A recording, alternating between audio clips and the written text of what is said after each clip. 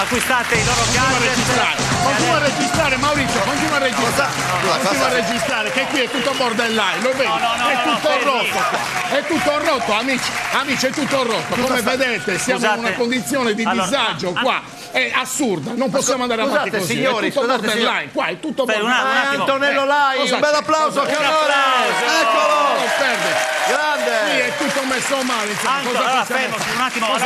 Allora, Antonello Lai, è un piacere averla qua perché sia io che Max la seguiamo sempre in TV. Ma quale seguire? Volete seguite voi, volete seguire? In effetti ci seguono in tanti. Sì, ma dagli assistenti sociali. No, non diciamo queste cose. Lasciamo perdere, qui siamo veramente in una condizione. A parte il fatto che non sono venuto per voi, chi siete, cosa volete, cosa fate, ma da dove ne venite? Ma cosa stiamo scherzando? Sono venuto perché qui c'è una condizione di disagio incredibile. Guardate questi due ragazzi qua come sono costretti a lavorare. Un cosa a gattare, mese no. Questa l'ho vista nel cassonetto l'altro giorno. Sono Federico Orrazzi e Riccardo Mannai. Ma guardate, lui, poverino, ha un passato di droga. Non è vero. Guardate la faccia della disperazione. Guardate in che condizioni devono lavorare queste persone.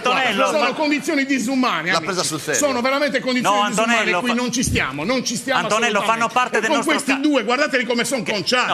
Io non sono Max, quell'altro con la maglietta della Sardegna. Ci vuole abbigliamento anche per le persone che fanno televisione. No, Antonello, non siamo più disposti è un programma televisivo. Ma quale programma? È un programma televisivo. Non è così, questa gente qua ha bisogno di gente che gli danno una mano. No, ma è un programma televisivo. Guardate, continua a registrare, Maurizio. No, è un programma televisivo. Non mi metta le mani addosso. Non mi metta le mani addosso. È un programma televisivo. Ma quale programma televisivo? Registra, Maurizio. Andiamo alla pubblicità. A tra poco. È un programma televisivo. È un programma televisivo. Maurizio, registra. Noi siamo fuori onda, fuori onda, fuori onda, fuori onda, fuori.